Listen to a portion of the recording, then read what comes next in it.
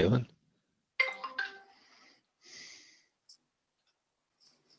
And now for something.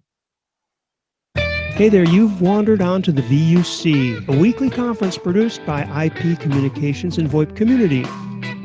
We would like to thank Simwood.com. Simwood can turn you as a developer into a telco. Our hosted PBX is from onsip.com. You can get a URL that people can click to call you at onsip.com/getonsip. Speaking of SIP, we use the best PSTN and SIP conference bridge in the world, zipdx.com. Our website at vuc.me is on bluehost.com. And thanks to Voxbone for our world local rate dial-ins.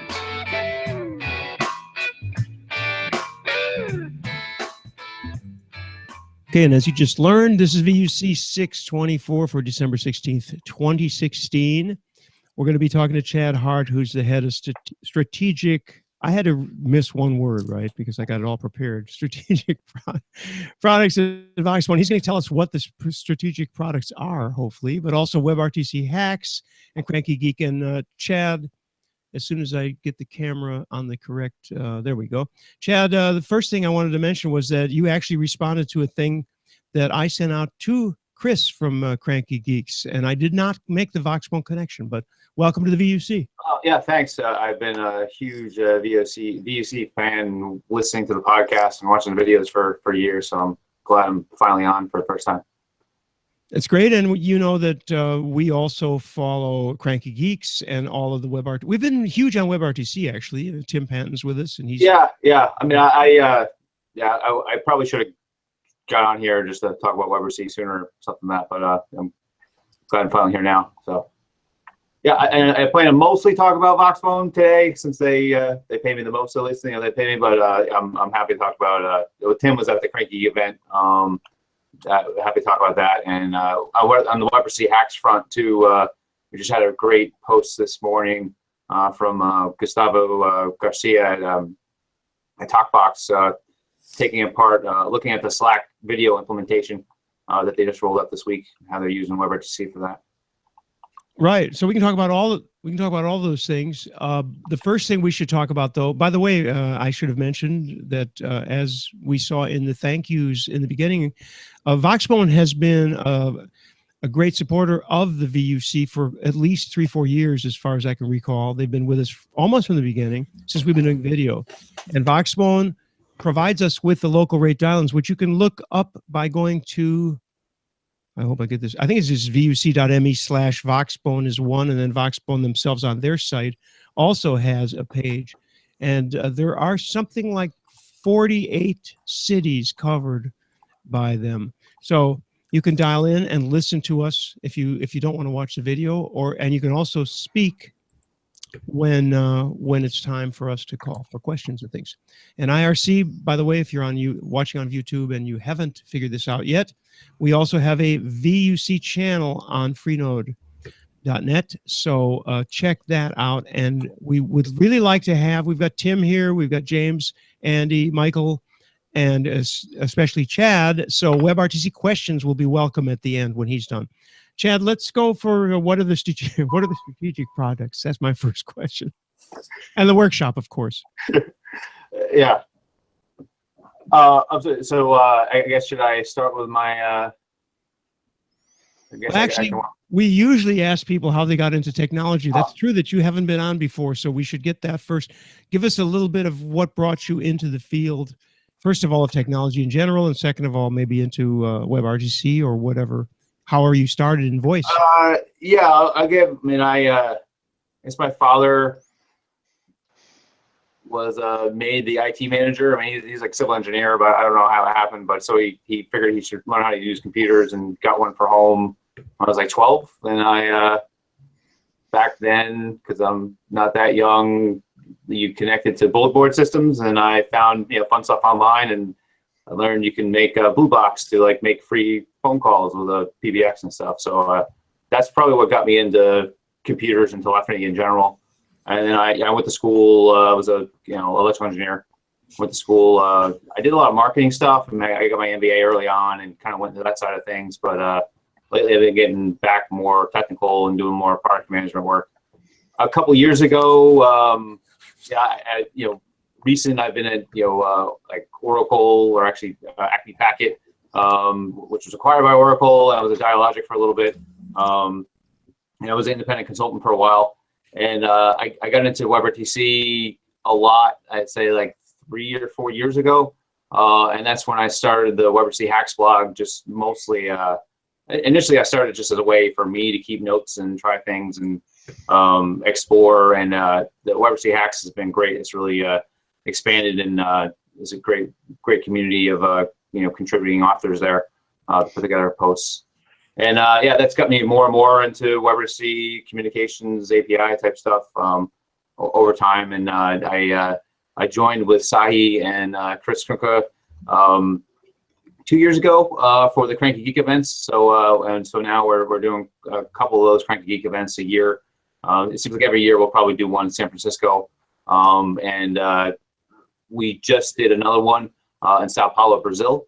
That was great, and we'll probably do one, and it looks like we'll probably do one in China.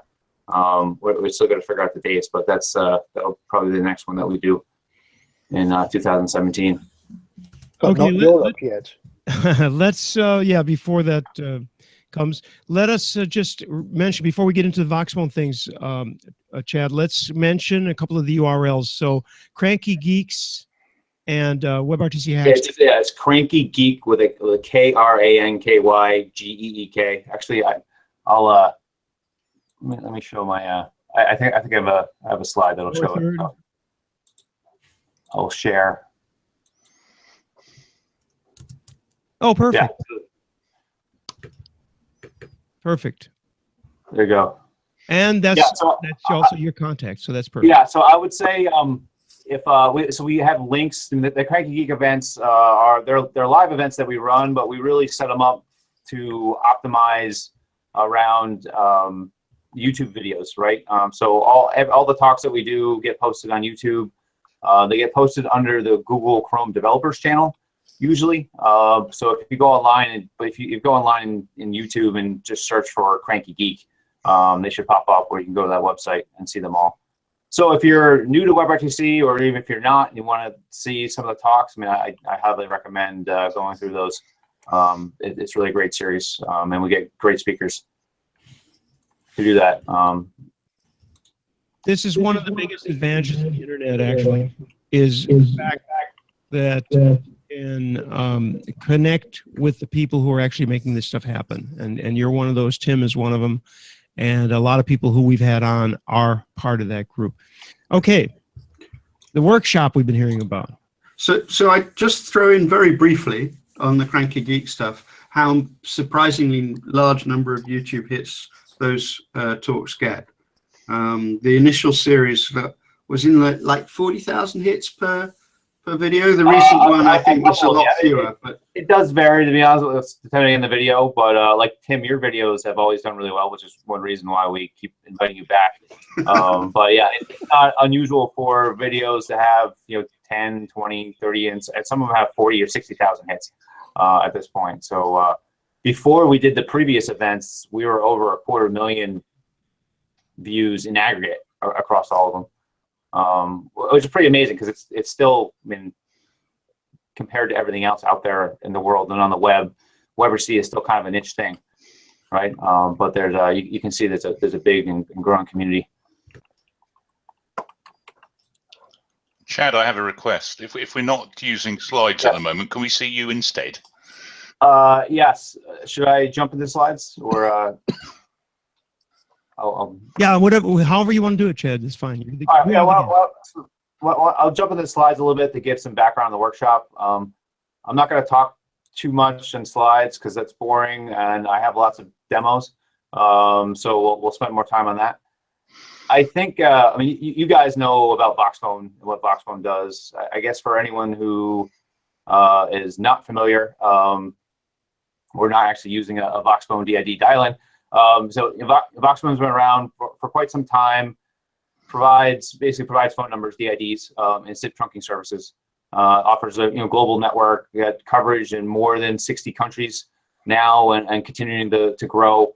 and a really big customer base, right? And some of the most common applications, and this is certainly not all of them, but contact centers, like conferencing service providers, hosted UC, cloud UC, cloud PBX type providers. And another really interesting area is Voxbone has the vast majority of the new telecom, communications platform as a service providers. So we can't list them all publicly here, but I can tell you, like, it's very rare to come across a company that's offering a communications API that doesn't use Voxbone in some capacity. Right, and we have a lot of great customers in other areas too that you can see on this slide. So that's the real brief background. So I started full time at Voxbone over the summer, and prior to that, when I was an independent consultant, I actually was doing a lot of work with Voxbone already. And they really, selling. They've had actually a great business with more than 30% growth and just in their core, basically the core DID business and doing SIP trunks. And they've had a lot of success expanding beyond that into doing emergency calling services like E911 as an add-on to the SIP trunks. But they really look into how do they grow further? How do they better enable their customers to do more things? And wanted to get more in touch with the future direction of not only where telecom is now, but where things are going. And so the main areas there really are WebRTC, communications APIs, and cloud infrastructure.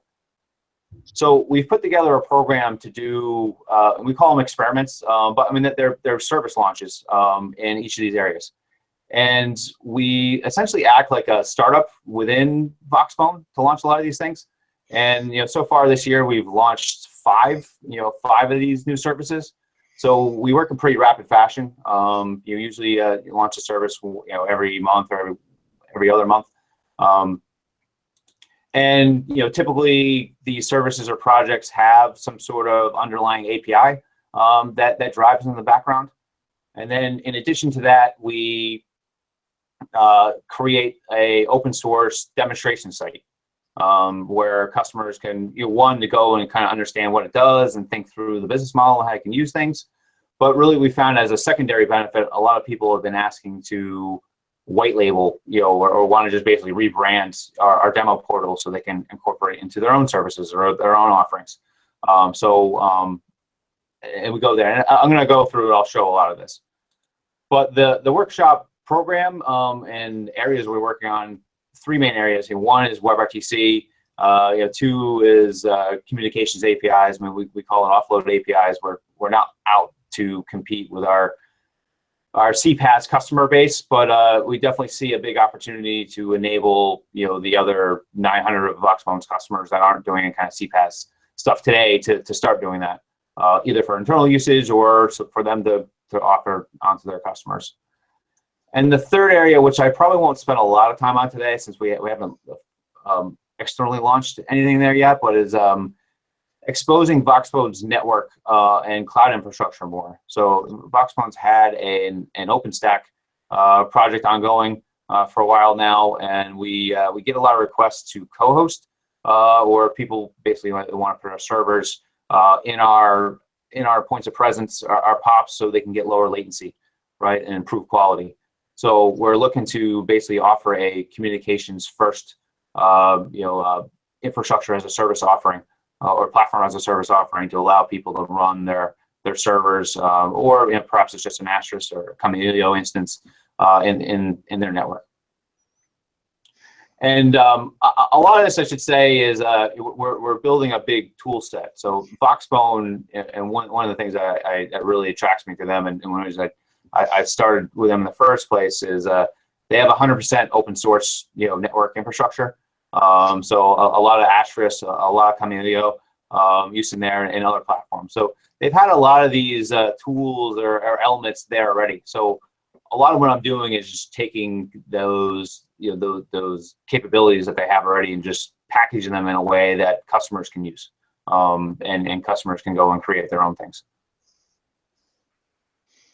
So on the WebRTC side, there's like three main offerings. Voxbone's had a WebRTC offering now for I think close to 3 years. We found a lot of the Voxbone customers, they're strong telephony people. They know SIP, but they were really struggled with integrating in WebRTC and into the web side of things. So one of the first things that we did is actually develop and try to make the web side of things easy by making like click to call widgets, right? And again, I'll go through and show some of this stuff. The second area, so we can offer that click to call for existing Voxbone customers on their current DIDs, and actually I was thinking we probably should do that to the Voxbone DIDs that you have for that go into the Buck bridge too, so people can just click the call to get access. I'm not sure actually who controls that account, but we'll definitely get that set up. So we have this portal widget generator is really designed for people to have existing DIDs but want to offer a basically a click to call button to access that over the web. We have another site that that's called Click to Vox, which similar in concept, except there's no DID attached. It's basically you just put in a SIP address, and it does SIP to WebRTC, or WebRTC to SIP, I should say, with Click to Call. And we're just launched like yesterday another site, another offering to go the other way, to basically allow click to answer, so you can pick up a call from a website. And this is all based on Voxbone's, again, our WebRTC network. Now, the other big area that we're working on is, as I said, taking a lot of the network infrastructure we have and offering more services with it. So Voxbone's had an internal, conferencing system for itself for a long time. We're looking to offer, conferencing APIs to help our customers offload and kind of streamline some of those functions. So this is just a reference diagram, but typically, in a lot of cases, all or a big majority of customers, the DID network traffic goes through Voxbone's network before it goes on and gets terminated in their infrastructure, right? So, the purple part is the Voxbone network here. People call in off the PSTN and connect. They call into your MCU, your media server, and connect to the bridge that way. What we can do with our conferencing offload API is really help to streamline a lot of architecture by moving some or all of the MCU function out of the the provider's network and into Voxbone's network. And a few advantages. I mean, obviously, it reduces port costs because you need fewer media server ports. But being closer to our gateways at the end of the day helps to reduce latency, improves quality, which, especially if you're on Conference Bridge, can be more noticeable than in other situations.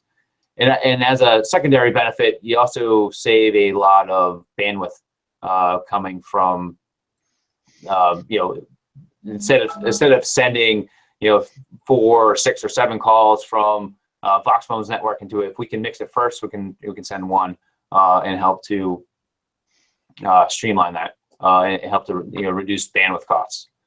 And this is really a lot of Voxbone's customers use Voxbone really to help with international expansion in a lot of cases. If you need to have numbers in 60 local numbers in 60 places, oftentimes Voxbone's the easiest way to do that.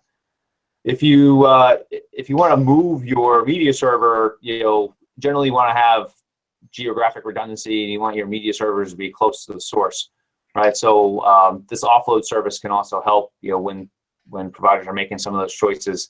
Do they go out and set up a different POP and with their own media server, or can they just offload and use Voxbone? So that's the idea behind the offload APIs, and I'm using conferencing as an example, but we also have recording that I'll show today too. So with that, maybe I thought we could show some demos, which will much better illustrate. Now we're talking, Joe. What I'm doing. Yeah. So I'll say for some of these things we just launched some of them, so I'm going to use you guys to help with QA today. But I'll start with click the Vox, which is our click the call. So and everything I'm showing here, like people watching or now or later, feel free to log in. You can use all this. So I'm just going to use I'll use my GitHub account. Right, you start out. I'll put in my my LIN phone address. Right, so this is a WebRTC to SIP service, right? Again, this is basically a demo website to illustrate the concept, but this is available if someone wants to just white label it, use it for their own. They can do that. So you can start out, add a SIP address. If you don't have one, it's actually not required. You can skip it. We'll give you some test ones you can use. So, and you get to a view here. You can see I already have a lot of stuff populated here. Oops.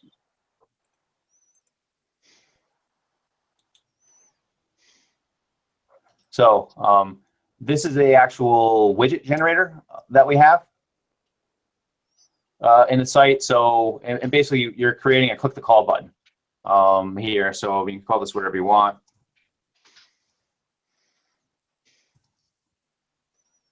Right. Change the text. You want to change the color scheme, whatever, you can adjust that to be whatever you want. We have a bunch of other configuration options if you want to change how it looks, get rid of the branding, whatnot there. We also have a bunch of different SIP options, so you can actually look at all the SIP URIs you entered.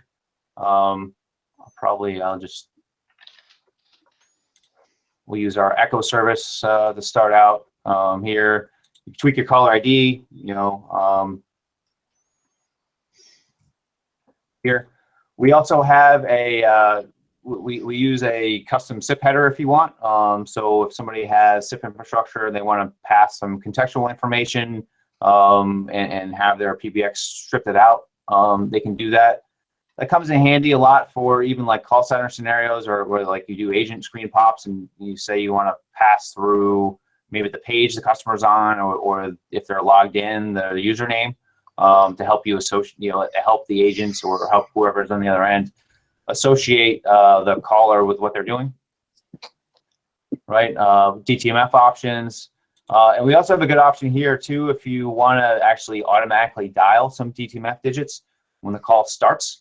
So this is helpful, like if you're calling into an IVR, for example, and you want to just automatically, you want to wait a second, and then press 2 for sales and 9 for Alice. You can do that here, right? And some other options. Now we also found that WebRTC doesn't work in all browsers, right? So what do you do if you're on a non-WebRTC browser? We provide a couple different options here. One is just hide the widget altogether. In some cases, they rather just turn the button into a link, right? So you go to a different page or a different site, or you can actually enter some custom text or HTML in there and have that render instead of the button if it's a non-WebRTC page. And you can go up here, get a preview of the button. You can actually make a call here. You can see that the dial pad that pops up and what that looks like, what it might look like on different color backgrounds out there, depending on the color of your site. Ultimately, the whole goal of this is to make it really easy for someone to integrate this functionality into their web page.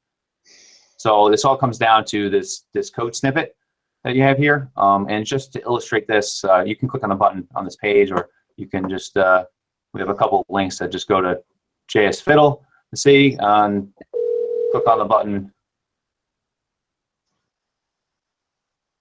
You are about to enter an echo test. In this mode, everything you say will be repeated back to you just as soon as it is received. You know The that. purpose of this Right. test is to give you an audible sense of the latency between you and the machine that is running the echo test application. You may end the test by hanging up or pressing the pound key.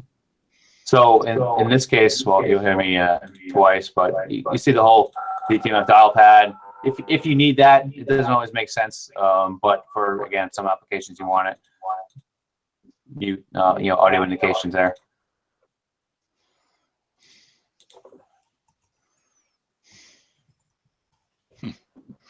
A couple of questions. Yeah. Right away, Chad. First of all, and this is a question that probably no one can answer, but this I'm asking for your impression.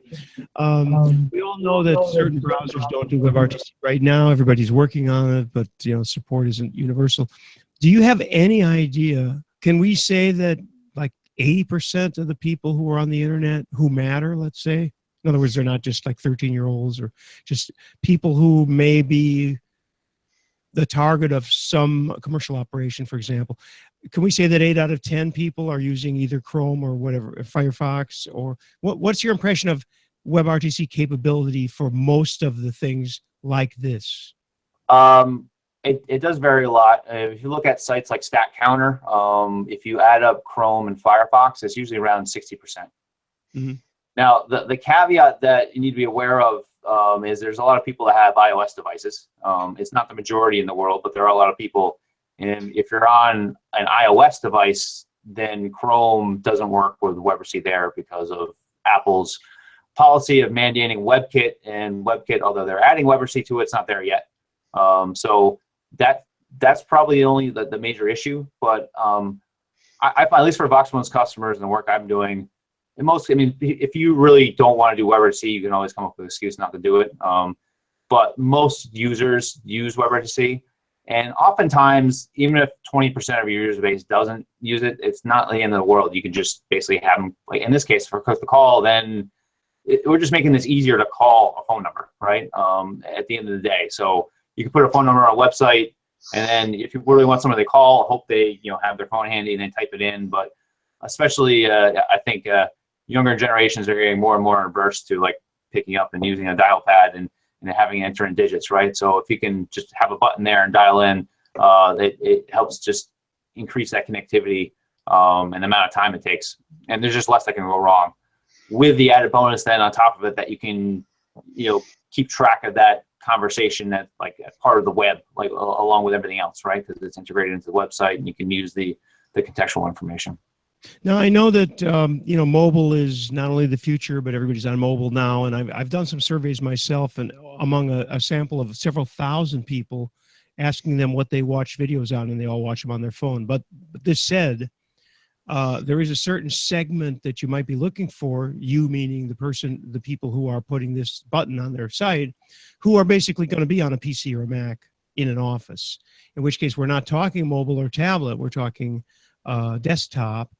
And in that case, hopefully it would be more like 80% maybe, first of all, and second of all. Yeah. I mean, desktop is definitely, if the type of person that's probably going to be willing to click, go to a website and click on a click the call button anyway is very likely to have Chrome or Firefox, right? If it's your grandma that like only uses the internet when you sit down next to her and help her through it, like that's not really the target market in most of this case. So right.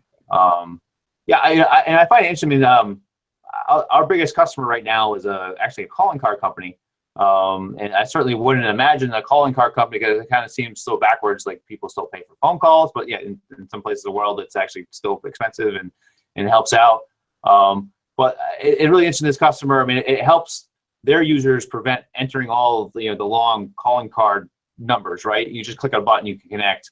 And they found when they basically put the button in the website next to where people can recharge the phone, they actually start calling more, right? Because, I have some money left, and I can just call and click right there. So, and actually, in the discussion of mobile, most of their users are actually on Android and doing this from their mobile phones, actually, mobile web. So, I certainly would not have predicted that, but it's a really interesting use case. Right. I'm going to try to bring Tim in here, so I'm warning him by saying his name. Tim, you and I discussed, God, years ago, the idea of click to call, because click to call, the concept of clicking a button to call has been around for at least 5 years, maybe much more. It wasn't done in this way, of course. But Tim, you and I talked about this, the context thing, and you had some ideas in context. And obviously, if somebody's going to be getting calls, there's a lot of information that they might like to have, like where did you see this? So maybe it's in multiple areas. So I thought maybe you'd have some input here because, as I said, we've talked about it before, and you've done a lot of work in this area. Yeah, I mean, I'm hearing from Chad from what Chad's saying that times have changed, but certainly my experience was that actually, like, it didn't really matter how much work you did and how slick you made it. People didn't want to do it. And one of the big problems was that the back end systems were simply not joined up. You'd be on the website, you'd be looking at, you know, product X, and you click the button and you'd get you'd get a phone call into the you know, corporate help center, which would dump you back right at the beginning. You might be logged into your account, you might be looking at specific product and on the web, but by the time you hit the phone call, you'd be right back at ground zero, and you'd have to read serial numbers, membership numbers, all this kind of nonsense down the phone to the person on the far end. And by the time you did that, actually, like, the whole thing was just too painful, and you would have gotten much further much quicker. This was the experience we had, I suppose, 6 years ago now. You actually got much further by doing this in text. There were very few occasions when speech was actually going to be more efficient, because somehow the infrastructure in the companies didn't support that information transfer on the voice side, but they did if you stayed in text and on in that side. And that, I mean, what I'm kind of hearing from Chad is that that's somewhat changing, but maybe not as fast as they had patience for. I mean, well, I'm definitely biased towards WebRTC and web stuff, right? But well, it doesn't make sense to me why people like would want to dial a phone number at all, right? When you can just click, and people are comfortable using their computers to talk with because of FaceTime and Skype and everything else, right? So, but it's still, Voxbone's had this for several years. Most of the applications were click to call. It's been kind of slow. It was one reason why we put together this you know, click to Vox, to make it really easier to add. I can say it seems to be picking up just in really in the last couple of months. So we'll see if that keeps going. I do think we'll get there eventually. It's just a question of how long. I mean, I think, you know, call center. I mean, it depends on the environment too. There's a lot of different scenarios. Like the call center is one, but you know, internal employee communications and other things. So there's a lot of applications where maybe it's a lot simpler to do something like this. I think that's right. I think there are spaces where it makes sense, but the sort of generic, you know, I many years ago I started a company whose aspiration was to replace the 800 number with a button on every website, and in practice that simply didn't work. We got stats back which basically showed that, you know, at that point, that huge majority of people, when presented with an 800 number or a button to click, would dial the 800 number on their phone, and you know, by a ratio which still like shocks me, like, you know, thousands to one. Yeah, I mean, I wonder if it'd be different today. Yeah, interesting. I mean, it would be fascinating to see if any of your customers would conduct that experiment. I'm sure they wouldn't release the information, but I think you might find it still, as a WebRTC fan, you might find it deeply depressing how far. Yeah. Voxbone did like 4 billion minutes. It's like, you know, looking at the customers, like a good customer has a couple percentage points of their call volume using WebRTC, right? And that's a lot. It's a couple of percentage at the end of the day. Fortunately, it's growing in a lot of cases, right? So it does seem people are catching on to it, but like I said, we'll see if it's how sustainable it is, or how long it is.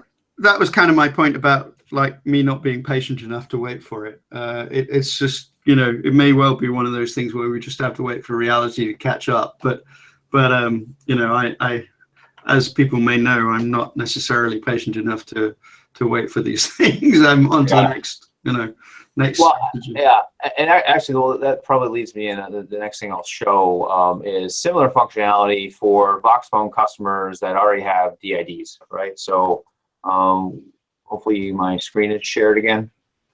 It is. With your password. No, we don't see it. We don't see it. Kidding. So I'll, just to show this briefly. So we're trying to make it really easy to play around and try WebRTC. So one of the things we've done in our Voxbone portal is make it so you can actually make any Voxbone DID a click to call number, right? So I'll just click on the widget here. But you can see a very similar type setup where you basically set up your button, all the same configuration options, and right from here you can call. Actually, I don't know what SIP I have this connected to. We'll find out. I guess I don't have it connected. No, I have this one.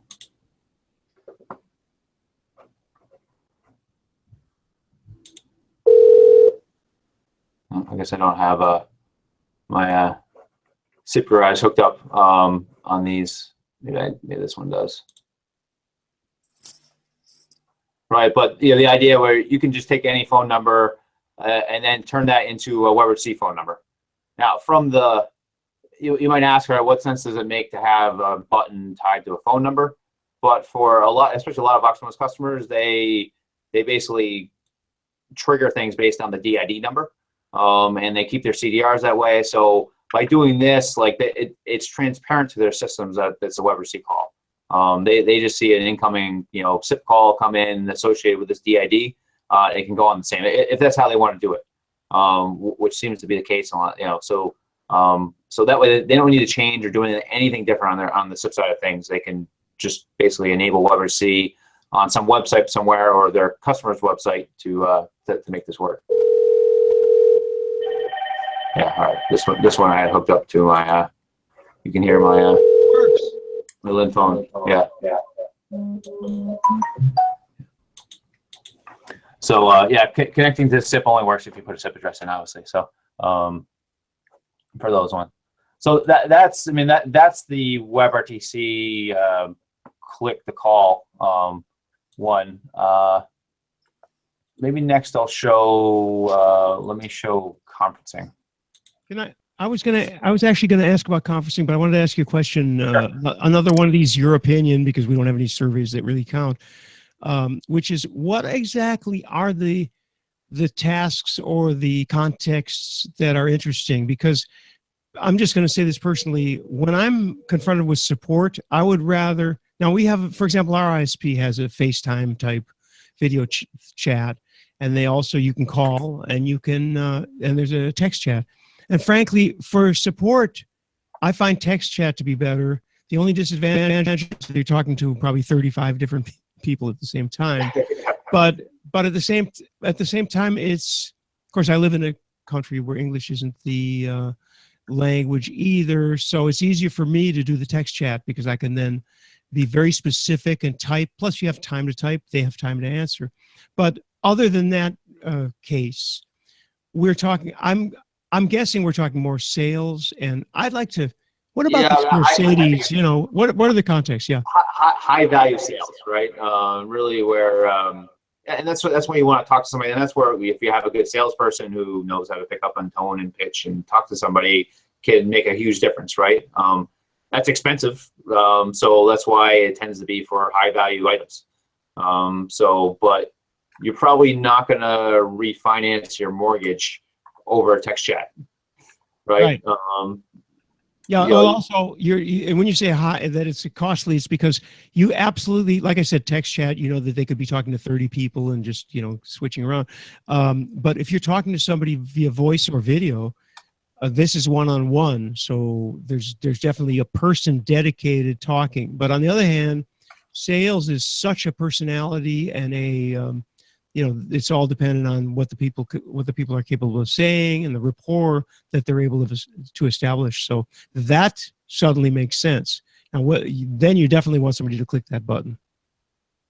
Yeah, and certainly, I think they don't advertise it as much, but the Amazon Mayday example, where they want to show and have a really intimate relationship with the customer, right? By in that case, it's one-way video, but and that's WebRTC based, and that's still that's still part of every Amazon Kindle device, and they're only making more of them in different varieties, right? So I think that's a pretty good use case. Mm-hmm.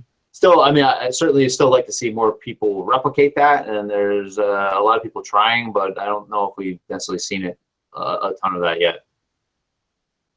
But actually, I'm trying to think if we've had various call buttons for the VUC. Obviously, Voxbone supplies our dial-ins, but many people have done WebRTC buttons over the years, and little by little we've removed them because simply they, then somebody changes the script and it doesn't respond anymore. So that's a whole other problem with anything that. Well, it's some of what we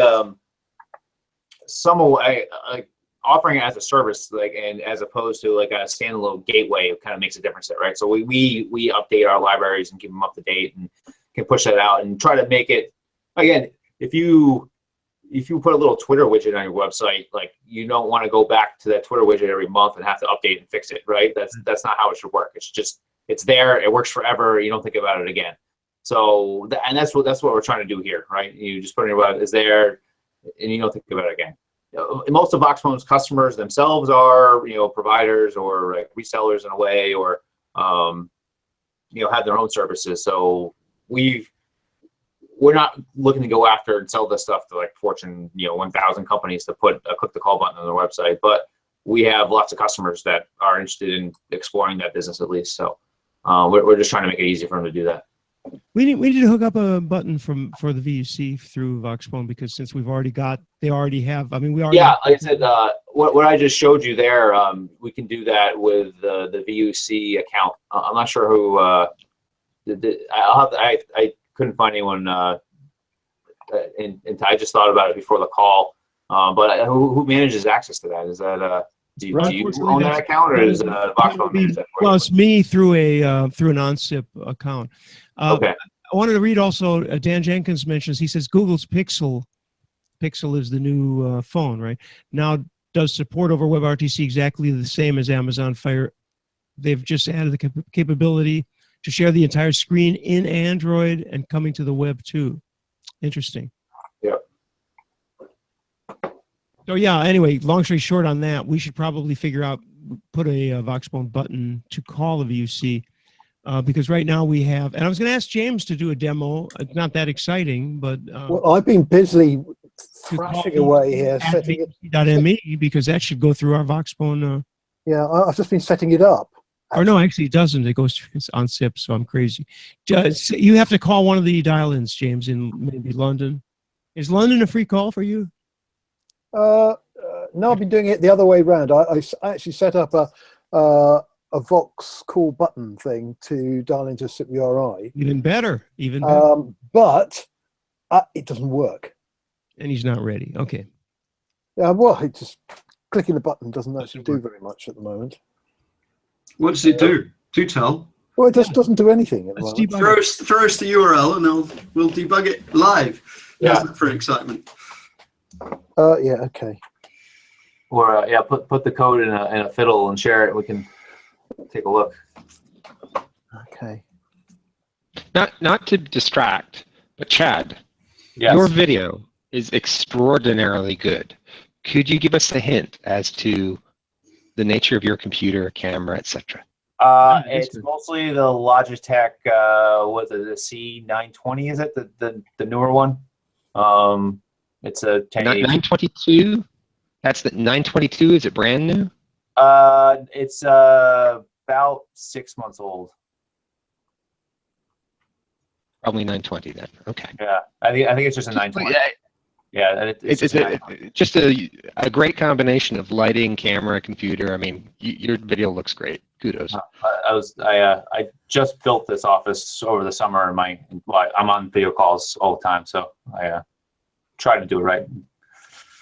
Probably should clean up more in the background, but Should we? So we have James's problem. I'm just doing another one because I might have screwed it up. So Okay. I'm just doing another one now. It goes into the ZipDX bridge. Okay. Yeah, go directly to ZipDX. It'll be easier. Yeah, That's what I'm doing. All right. I can. Let me do the conferencing. See why you're doing that. So the conferencing is VoxConf. The same idea. I mean, you get the idea of coming to the site. We'll just log in. I'll use my GitHub account since I haven't used that in this one.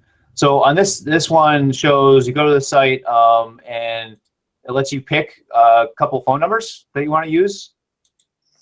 All right. If you don't want it to, you can choose a different country from our pool that we made available. If you don't want to do that, and these are phone numbers that you'd use to dial into your bridge. All right. So I don't know. Does anyone have a preference for the second country? Germany. Do France, Germany. Germany. UK. All right. We'll do Germany. All right. So you set that up. And then you can add a SIP address to this. So we've set this up so that you can connect into some existing SIP infrastructure. So as I was showing before, maybe you want to use the conferencing service just to expand on an existing conferencing service, or maybe you want to just connect into your PBX just for recording or for any other reason. So you basically put a SIP URI in here and it'll automatically dial out when the conference starts. I'm going to skip that for now here, and then we have a bunch of different options for configuring and modifying the bridge. So I'll max participants. I think we have it limited to 10 for the demo site, or 9 here. But if you want to put a PIN code to have people get in or not, you can do that. Make people record their name when they enter. That's all available. And then you can modify. We have a bunch of different your admin profile and pins to keep the demo simple. I probably won't do any of the DTMF stuff. Since usually it just gets in the way anyway, and we're working on a way to basically upload and use your own sound files if you want to do that also.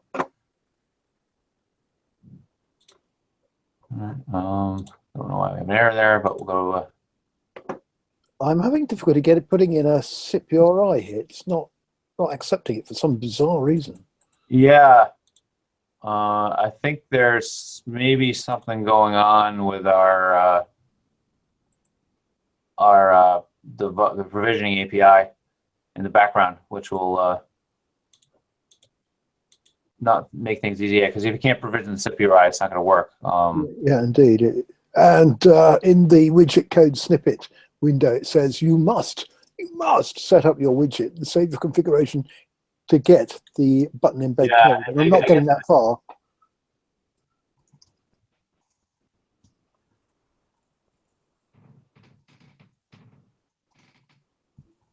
Did anybody catch the DID for the conference? Let me, because this one, I'm trying to figure out what's going on with the Voxbone provisioning API. Why don't I use an existing account they have already? So I'll give you. So this is a bridge I set up previously. We can actually go to the bridge status page. I can send you. I'll put the link to this in the Hangout if you want to just join the URL.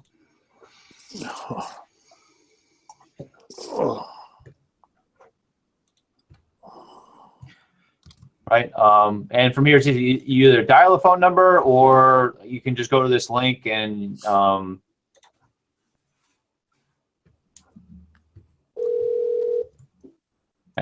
in the bridge by myself. No, you're not, because I'm in here as well. That's 2 of us in there.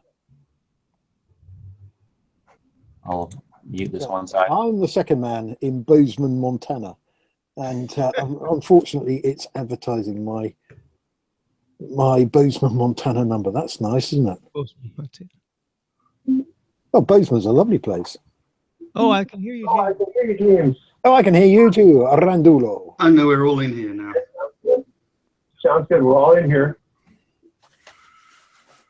So do we have a list of everybody?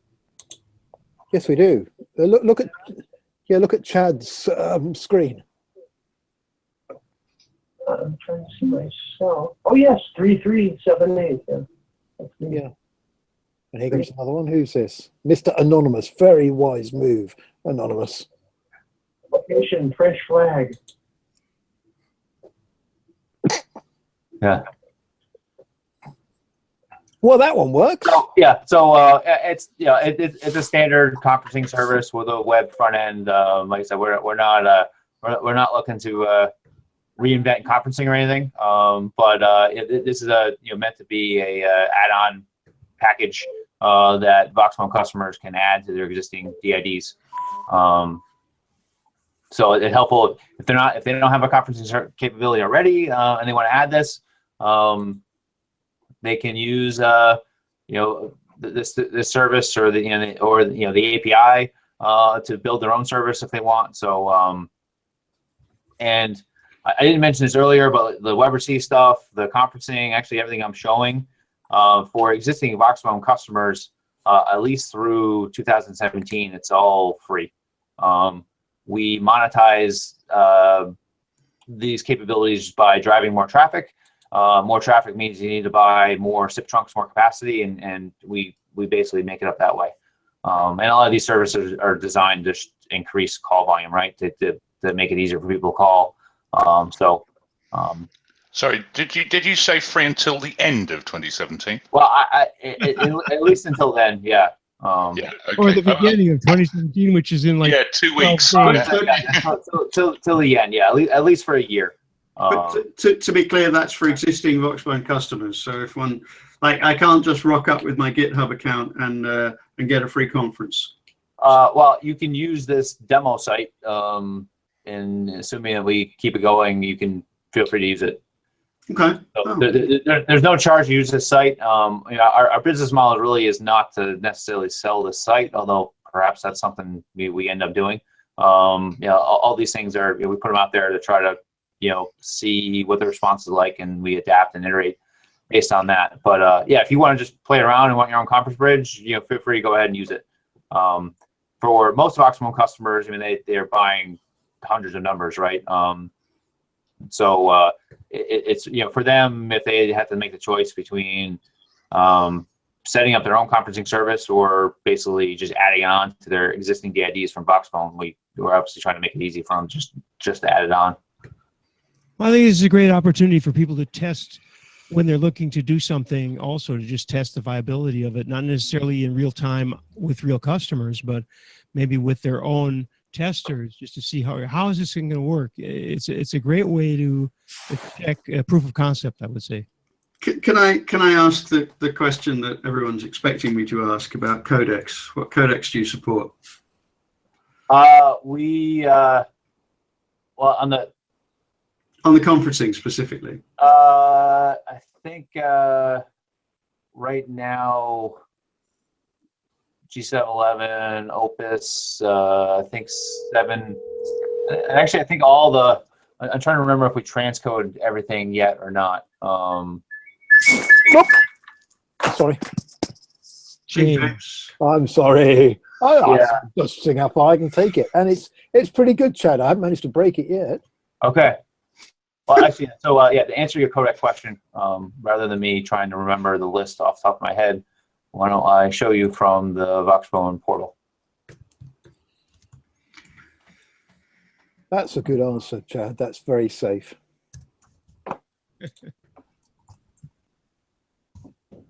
When in doubt, refer back to the web portal. And so just for those people listening, I'm dropping all the links as we go into the IRC, just so that you can play with them later. They would have to get on IRC, which is the VUC channel on freenode.net. Or alternatively, you can go to riot.im, isn't it? Riot.im. And how do you get to the right room, James, on Riot? You go to it's hash freenode underscore hash VUC. Oh, I think. I can't remember how I did it, but it can't have been that difficult because I managed to do it first time. yeah. So Tim, this is the list of codecs that Voxbone supports. The video stuff is just pass through, but everything else we can actually the Voxbone network will transcode. So I see that if you make a call into the conference bridge, it drops you into PCMU or over WebRTC. So the default is presumably, or the preference order is PCMU first. Yeah. Thanks. We probably should change that to be Opus. That's a. I mean, you know, if in the end most people are going to be calling from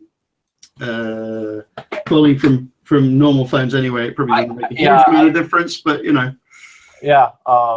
I mean, actually, that's probably why we did that, because as much as I prefer people to call in off the web, I mean, again, as we've been discussing, most of the calls in the world are still, you know, through the PSTN, and that's most of Voxbone's business. So I think that's probably why we did it. But still, it'd be nice to negotiate, or it'd be nice to add the intelligence so it knows based on who. If everyone's called in off the web, then switch and use Opus.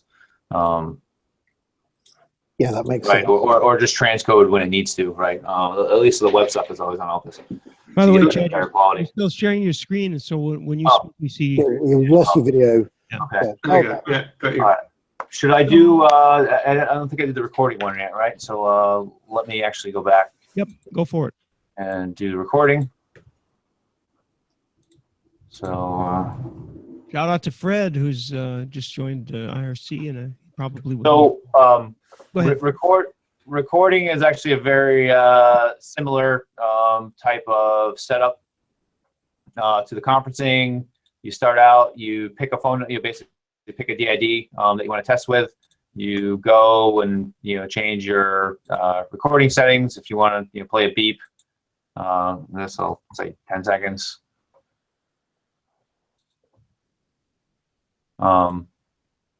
We're still wrapping up some of this, but we'll right now the service just emails you the recording when it's done. We limit the recording to 5 minutes just so the file doesn't get too crazy big.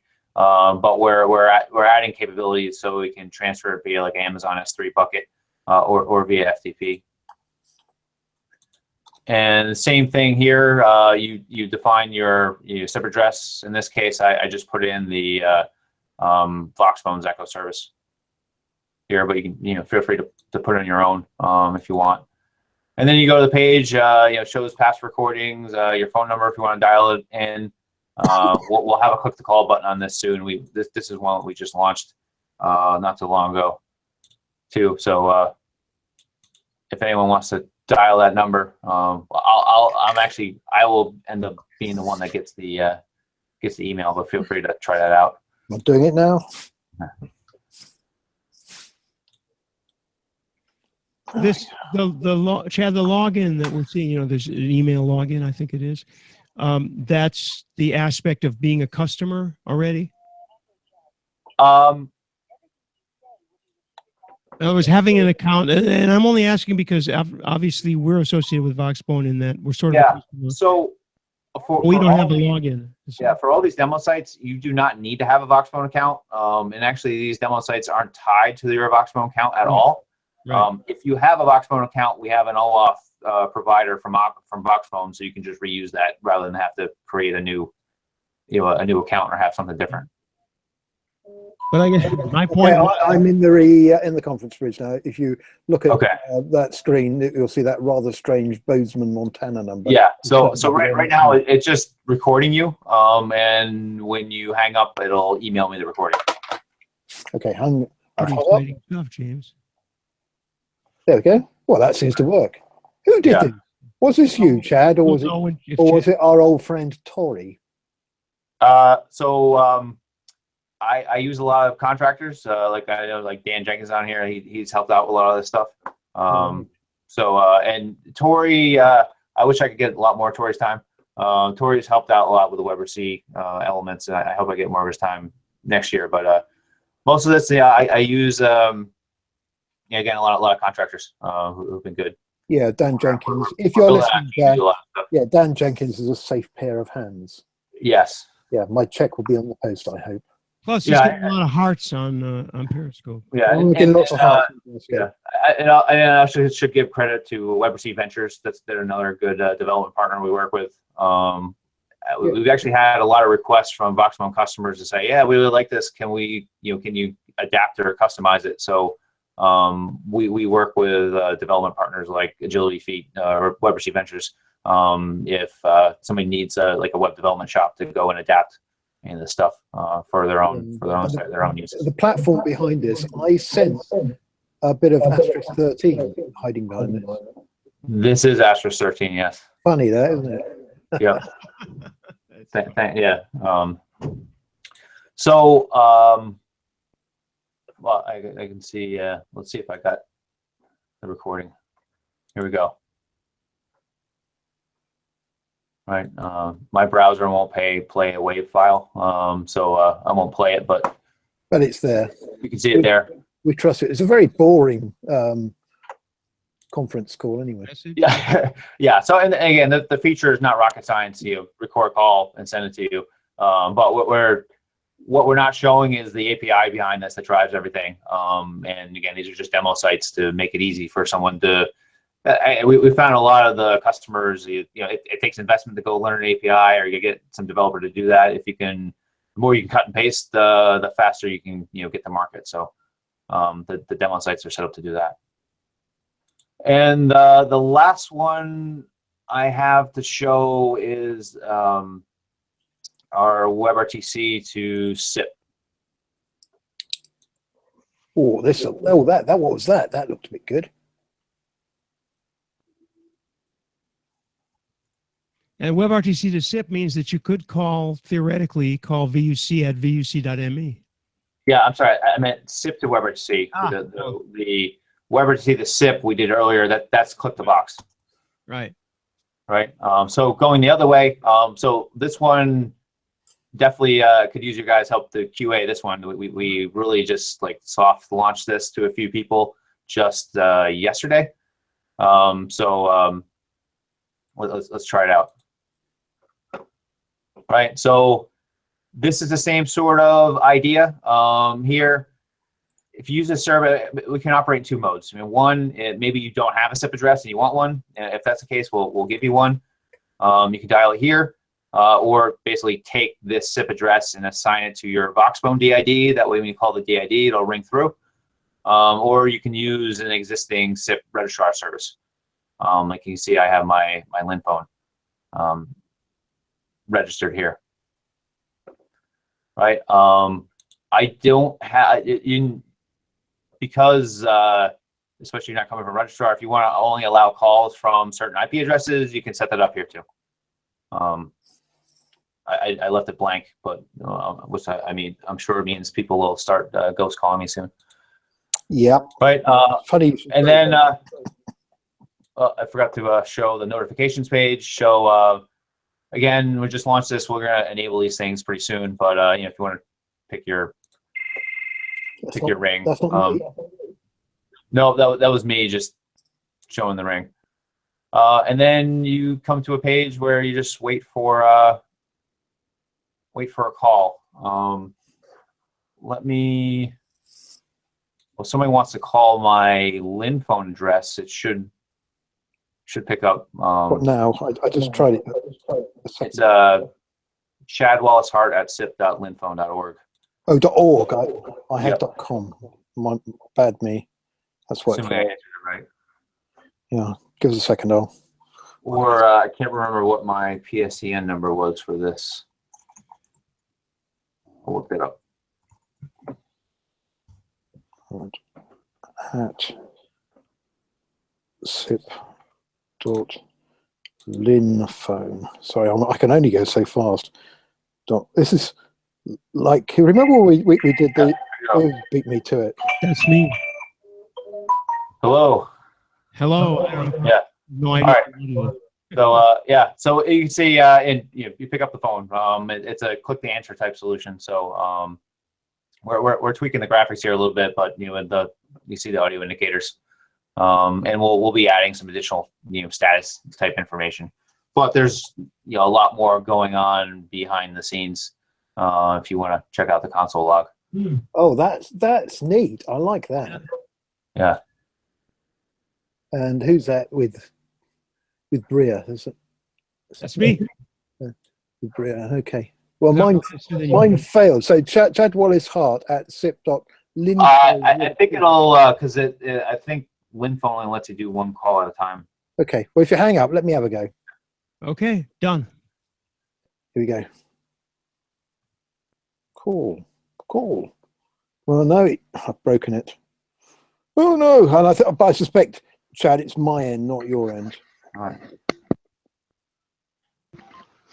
I get not found. Really?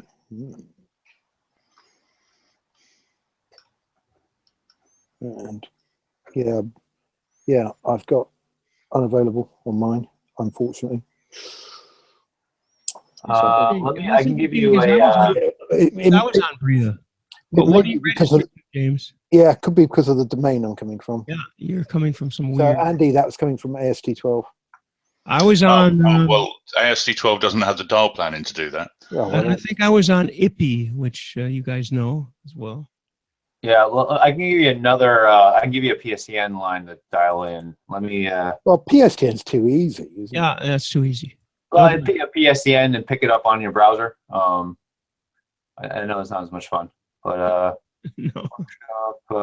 yeah, I'll give you. If you want to call from the PSTN, let me go back because right now we're adding the capability to have this run in the background as an extension. So you can dial in any time and it'll pop up and give you a notification. But right now you need to actually have the page up if you want to answer it. So we can have an extension that's an extension. Yeah. So if you want to call in from the PSTN, the number I have assigned to that's here. I'll put it in. Oh. Cool, my typing gets worse when I'm trying to do this quickly. This is why I need a big smartphone. Yeah. For my big. One of those old people's phones, James. Yeah, an old people's Big digits, the big Google buttons. Pixel XL with the emphasis. I'll put it into the XL. chat here too.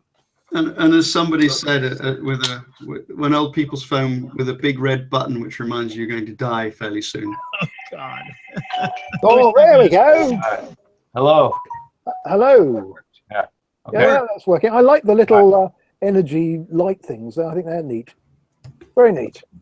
Yeah. And that works. Okay. Does it say who you're talking to? Does it? We didn't.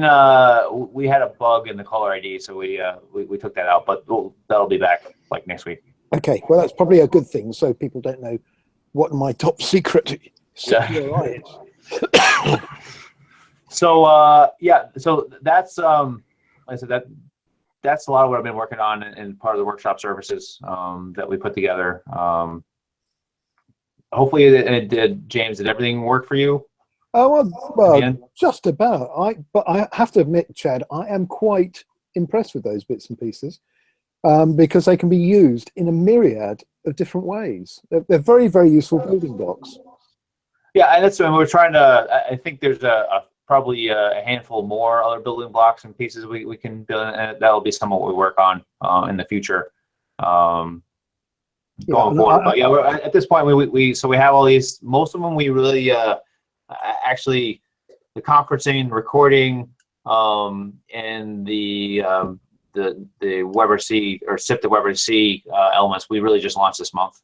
We're just in the middle of launching, so we're in the early phases of developing or getting these out to market, and we're looking for feedback. People that want to use them are looking for use cases. Certainly, they can be strung together, and you can do a lot of interesting things with the APIs and the back end, or just you actually using SIP if you want to. So geeky question: what are you using to terminate the WebRTC calls? Are they going straight into Asterisk, or are you feeding Yeah, it were you through on a phone call Chameleon, or when I Yeah, asked so- that question, Tim? What- Were you on yeah. a phone call or something? I did. Sorry. It's asterisk 13. No, well, no, that was what the media server is. That doesn't mean that there can't be a Gamma Helio layer in between. We use Camelio for signaling, and we use Asterisk as our media proxy. So is this sort of classic dial plan, or is this ARI? So for the WebRTC, it's classic dial plan. For everything else that you saw, it's ARI. Thought it might. Since everybody's so geeky, let's, for the audience who may not know, what is the reasoning behind using Camaillo and Asterisk in their various roles? In a couple of sentences. Gamma Helio makes the whole thing very scalable, and you can have a whole matrix of, if you excuse that word, a whole pile of Asterisk servers stacked behind the Gamma Helio, and Gamma Helio then load balances across the whole lot, because certainly in the old days, Asterisk couldn't scale that big. So if you want to go really, really big, you had to have something in front, sort of load balancing. Also, Yeah. makes the whole thing a little bit more robust as well. And so just to prove it, Chad's showing us a nice diagram. Yeah, actually, long before, many years ago, actually, Tori did a WebRTCHacks article describing the architecture and the ephemeral authentication mechanism that he set up with Camelio here. So, but yeah, you can see the, I don't know if this doesn't show the split architecture of the gateway in that one. Yeah, and the ephemeral. Yeah, a little bit here. Yeah, it's not the best diagram because you don't show everything all at once. Yeah, but that particular ephemeral authentication was, I think, first invented or coded by our good friend Peter. Big Peter. Yes. Wasn't it? Yeah, he gives credit to Peter in the article here. Huh. Yeah. Good stuff. But it's good to see Tori implementing using it. Oh, that's horrible. Yeah. So I should say, I mean, we're playing around with Janus more too. I suspect, especially when we start adding more video capabilities and all that, we'll probably blend in Janus in one way or another. But that's a 2017 project. Yeah. On the subject of Janus, is that a robot on the table behind you? Yes. It's funny that, isn't it? It's yeah, actually it's I've used that for a couple WebRTCHacks posts and projects I've done in the past. But yeah, I have a Raspberry Pi hooked up to it, and I don't know, I leave it on the table to remind. Well, if you put it on the floor and make it live, we'll play with it for you. Hey, we'll have it running around your house attacking you and other people who live there. Yeah, I can. Did you say it had a Raspberry Pi in it? Yes. Yeah. Well, we could plug the webcam stuff into it and also generate a control channel for you. Yeah, I mean, I actually have all that Okay. in it already. Yeah. I think it's time to find out, Chad, where you're going to be, where people can meet you, because you're connected with all these different things.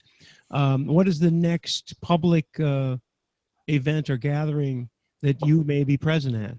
I go to a lot of shows. Well, I'm based in Boston, so I guess anyone's coming through Boston, let me know. I'm in Cambridge, right outside of Boston, so feel free to stop by.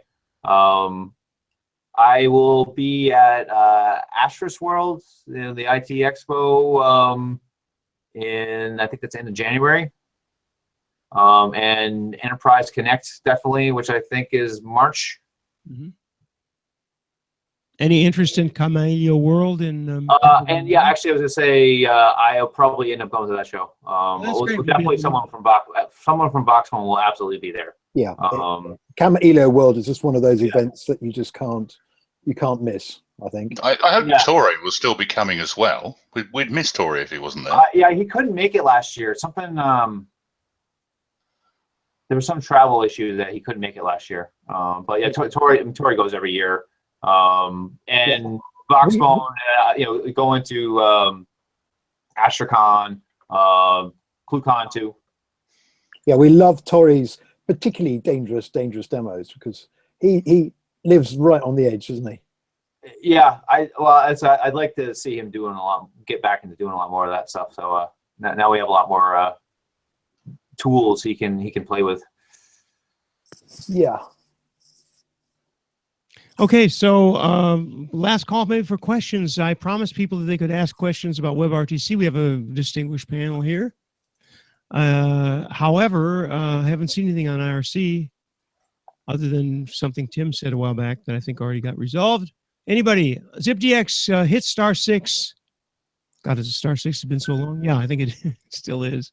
Oh, Dan Jenkins is there on Dan's there, but IRC, and he's burbling away, but he hasn't asked any questions. He's answering questions. what's a CFP? Yeah, I don't know. He needs to enter a CFP. I don't know. No idea what CFP. Call for papers.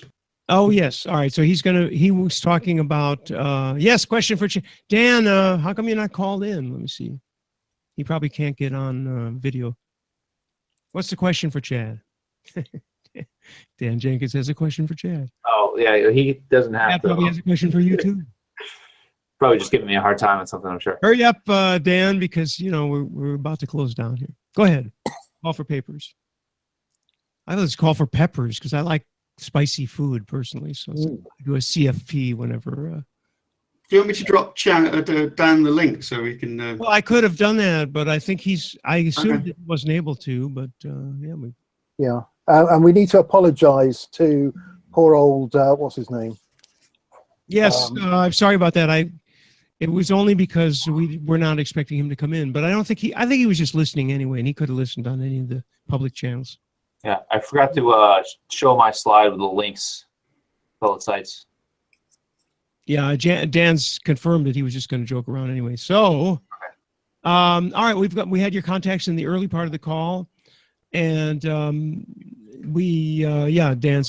Fikri. I hope that's pronouncing it right. Yeah, he was in. So he popped up, but he got blatted because we. Well, somebody, please transmit the apologies. But I think he just wanted to listen anyway, and so you can watch on. Yeah, Fikri's on my team. I was going to use him as backup if for when I failed to do the demos or screwed something up. So. Well, he was thrown out at 40,000 feet, unfortunately. So he survived the fall. Anyway, no, it's all good. All right, I'll show my contact info here again, quick. Right, good idea. And I showed the links to the demo sites. Again, go ahead and try it. No charge, no obligation. Just go play. We certainly will have. No doubt these will appear in TEDxHacks as well. Are you going to be doing TEDxHacks in the future as well? Yes. Yeah. Yeah, because this is ideal fare for people who turn up and they want something really quite easy to do, something very quickly and sexy. And this ticks all the boxes, I think. It's a good job. That's what we did. I mean, so we held a Boston site for the last TEDhack event. We had people play around with a lot of things. I mean, and we're happy since most of the other communications API providers in TEDhack are Voxbone customers one way or another. So we don't necessarily you don't have to just use Voxbone. We get the traffic usually one way or the other at the end of the day. But we found like with Click the Box there, actually the winner wasn't really a deep programmer, but you don't really need to know a whole lot to cut and paste the code into your website and you tweak it a little bit if you need to. So. Oh, I did have a question. Yes. It's a Voxbone question. It's about getting phone numbers in Germany. Is it still as difficult as it used to be? If I want a number in Germany, is it going to be super difficult to do? I can't comment on how it used to be. I can say it's not that bad. I mean, you order it, you have to provide your address information for regulatory reasons for E191, but I don't think it's that burdensome. But the address has to be in Germany. Yeah. Right. Same in France. That's how I remembered it. Yeah. Same in France, by the way. Yes. Yes, but there doesn't appear to be any kind of checking. So there are a whole load of German numbers that are registered to a certain barracks address somewhere in North Rhine-Westphalia. That's funny. Is that the case? How interesting. Yeah. Actually, in Germany, things are such that if you use any music on YouTube Live, you cannot people cannot watch YouTube Live, which is what we're on right now, from Germany. And with that, I think that's more than TMI. Okay, Chad. Well, great. I'm really glad you responded to the call to Kranky Geeks and Chris, because you took the place and great demos. And it was good to have you, and we hope you'll come back with us soon. Huh, James? Yeah, it was great. I mean, I'm surprised you guys didn't break my stuff more, but I'm sure you will after the call. So. You wait. A bit of preparation. Yeah, we did kill the provisioning API, didn't we? Yeah. Although I think I asked my guy, the team to look into it. I think part of it was use linphone.com instead of linphone.org. Yeah, that was that. And the other issue I had is it wouldn't let me put in a SIP URI of my own. So I wanted to define the SIP URI access into ZipDX for VUC and set up a button for that. We'll see what happened there. Yeah. Or you can share your screen and we can debug it live if you want after the call. So with these buttons, if we were to have, let's say I have a family internal only on my LAN website, if I put it on there, are we going to handle NAT issues? I'm hoping ICE would do it, but yes, I mean we do have a turn server network also, so yeah, I don't see why you would have a problem. Okay. Might have to try that. Yeah, and because we're a gateway, it's a little bit easier because basically one side is always a public, it's always accessible. So as a result, we don't really need to have a whole lot of turn traffic that needs to get relayed for NAT issues, but it's like 4%, I'd say. Actually, yeah, I think the last time I looked, it was about 4% of our traffic needed to get some sort of media relay. Okay. All right, Chad, you're part of the VUC family now. So great. Yeah, thank you. And thanks to everybody who's participated. I'm killing Periscope, and now we are going to go off of live on YouTube Live.